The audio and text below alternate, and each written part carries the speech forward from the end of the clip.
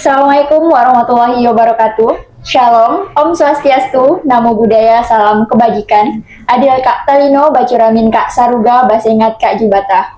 Halo Sobat HMJ Akuntansi, selamat datang di OMA, obrolan mahasiswa akuntansi. Jadi, ini adalah suatu ruang di mana kita bisa berdiskusi, membahas suatu topik yang pastinya akan bermanfaat untuk kita semua dan memiliki nilai-nilai yang bisa kita pakai di kehidupan keseharian kita.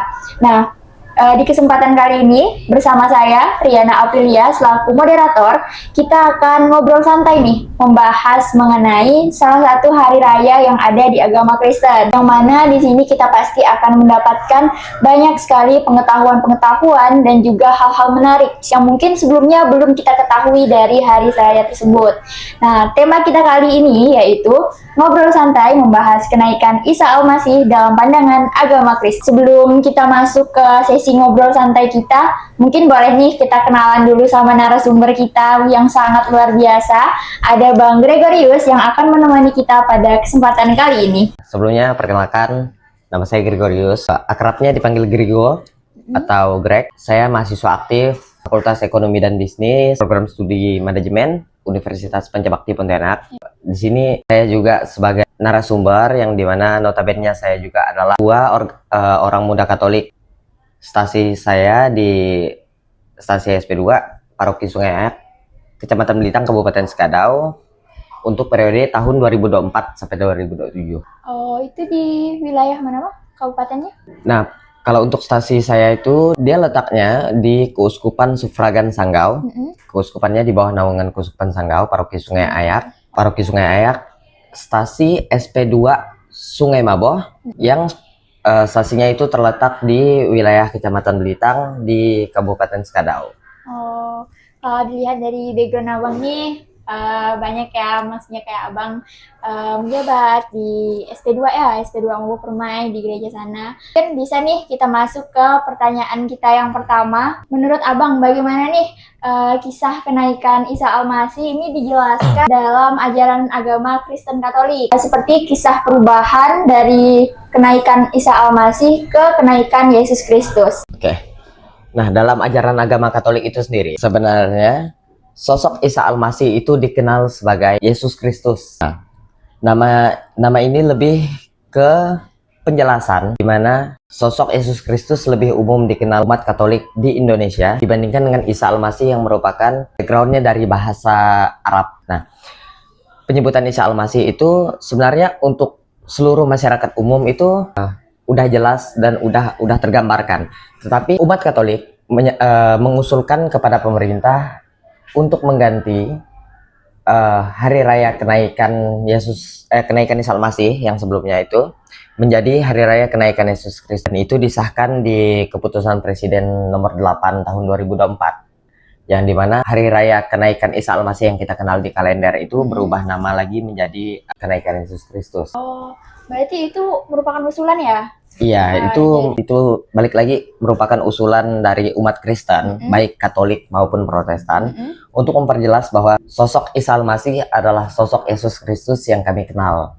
Kalau di agama Kristen ini lebih sering disebutkan nih Yesus Kristus. Yesus Kristus, bukan Isa Al-Masih. Ya, dan itu berlaku juga kepada hari raya selain daripada itu yang menyangkut di Isa Al-Masihnya, baik itu kelahiran, wafat, yang kita kenal kelahiran di hari raya Natal, yang sebelumnya adalah hari raya kelahiran Yesus Kristus, dan hari raya Isa Al-Masih itu dirubah lagi namanya menjadi hari raya kelahiran Yesus Kristus. Wafat Isa Al-Masih itu dirubah menjadi nama wafat Yesus Kristus.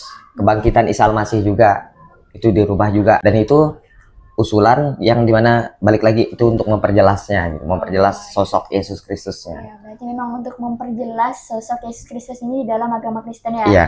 Makanya ada perubahan dari nama yang awalnya Isa Al-Masih berubah menjadi Yesus Kristus. Iya, benar. Kalau menurut bagaimana sih Alkitab menjelaskan peristiwa kenaikan Isa Al-Masih ini? Nah, di dalam Alkitab sendiri diterangkan bahwa setelah peristiwa penyaliban, 3 hari setelah itu adalah kebangkitan Yesus Kristus. Kebangkitan Yesus Kristus di dalam Alkitab selama hari raya Paskah yang kami kenal, hari kebangkitan Yesus Kristus itu. Dan itu Yesus tinggal bersama para murid-muridnya selama 40 hari. Selama 40 hari. Dan selama 40 hari itu Yesus meneguhkan para muridnya, tinggal bersama para murid-muridnya dan meneguhkan para murid-muridnya ikut mengajar tentang kerajaan Allah. Meneguhkan dalam konteks bahwa kalian harus yakin dan harus menunggu bahwa apa yang aku janjikan, apa yang Yesus janjikan itu akan datang kepada kalian. Dan itu kalian harus tetap setia menunggunya. Dan itu tergenapi dalam hari raya Pentakosta, yang dimana itu adalah 10 hari setelah peristiwa kenaikan gitu.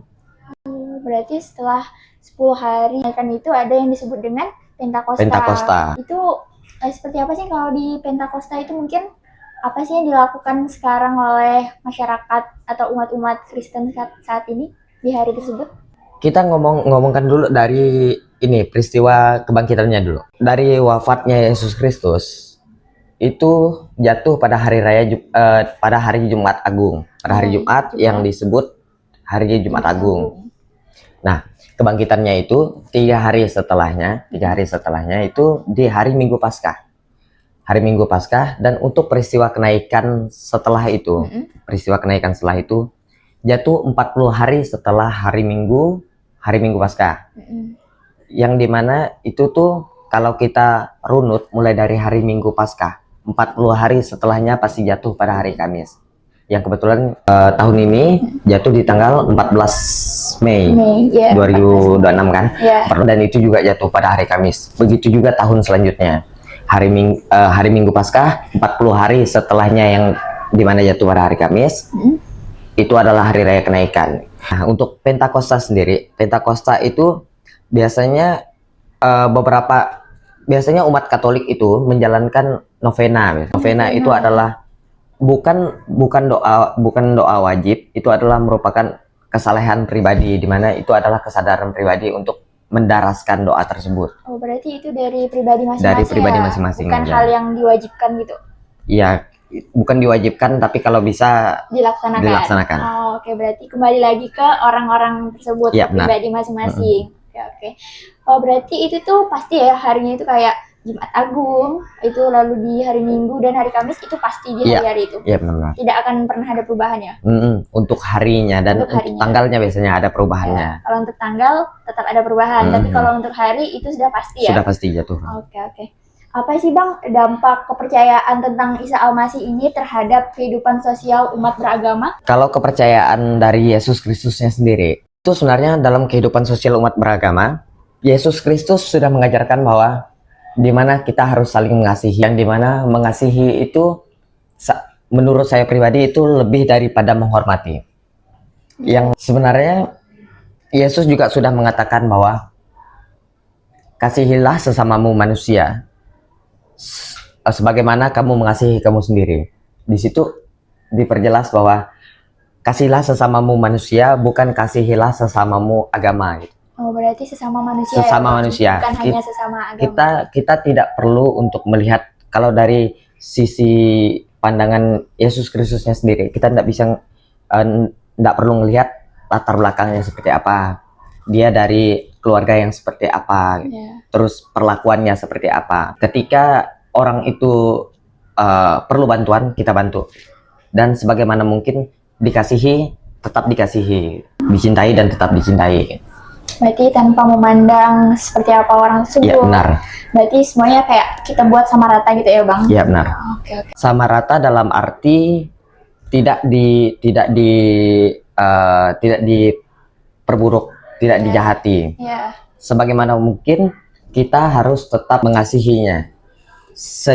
Sebaik apapun dan seburuk apapun orang itu kepada kita dan kita kepada orang itu, kita harus tetap mengasihi. Walaupun ya orang tersebut mungkin berperilaku yang kurang mengenakan untuk kita, jadi kita tetap harus berperilaku yang wajar lah terhadap orang tersebut. Sebenarnya kalau misalnya di situ juga disinggung, kita tidak bisa menghilangkan sisi manusiawinya kita. Iya, itu pasti. Ya. Sekalipun kita tidak suka dengan orang kan, kita tidak suka aja gitu. Tetapi dalam kepercayaan umat Katolik yang dimana berdasarkan kepada sikap Yesus Kristus, seburuk-buruknya orang, bagaimana caranya kita tetap mengasihi, bagaimana caranya kita tetap mendoakan, kita tetap memberkati, kita memperlakukan hal-hal baik kepada orang itu gitu. Karena dari Yesus Kristus, dari Yesus sendiri sudah mencontohkan bahwa pada saat sengsaranya Kristus sebelum wafat, Yesus sempat mendoakan orang yang menyiksa dia, orang-orang yang menghina dia. Didoakan bahwa Bapa, ampunilah mereka, sebab mereka tidak tahu apa yang mereka lakukan. Itu bukti bahwa kasih Yesus itu tidak memandang bahwa walaupun kalian sudah menyakiti sosok Yesus itu sendiri, Yesus tetap melihat kalian sebagai sahabat, sebagai kawan, sebagai orang yang patut dikasihi. Oh, berarti di sini Yesus ini seperti memberikan contoh ya, bahwa kita ini tetap harus berperilaku baik terhadap orang itu, walaupun orang itu mungkin berperilaku yang kurang mengenakan untuk kita. Okay. Menurut Abang nih, pelajaran moral yang bisa diambil bersama oleh umat Kristen Katolik dari kisah Isa Al-Masih ini apa nih Bang? Nah, itu balik lagi ke yang kita bahas tadi. Hukum yang sangat ditekankan oleh Kristus sendiri, oleh Yesus sendiri adalah hukum kasih. Hukum kasih ya?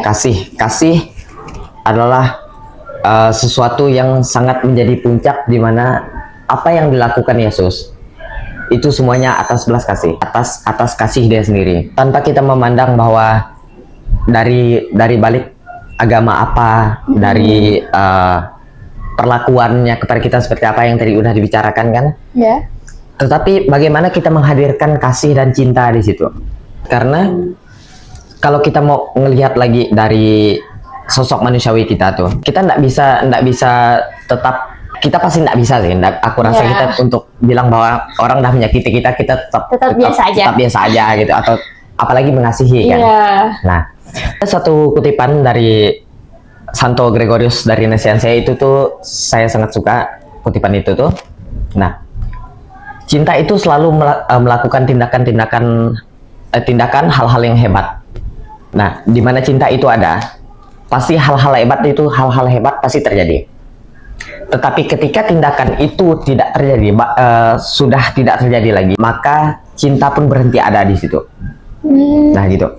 Nah, kalau misalnya kita ngomong lagi ke konteks cinta kasih dari sisi manusiawi kita.